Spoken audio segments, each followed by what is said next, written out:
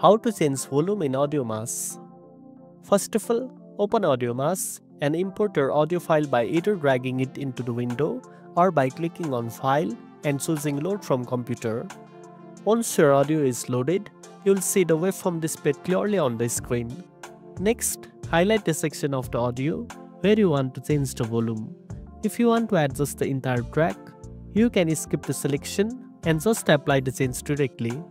Now, go to the Effects menu at the top and choose Gain from the list. A pop-up box will appear with a slider. Move the slider to the right to increase the volume or to the left to reduce it.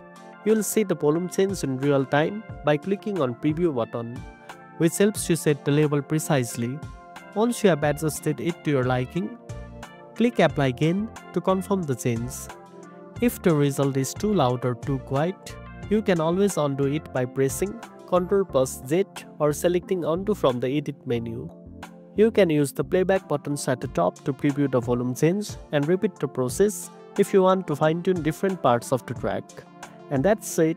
Now you know how to change volume in AudioMass.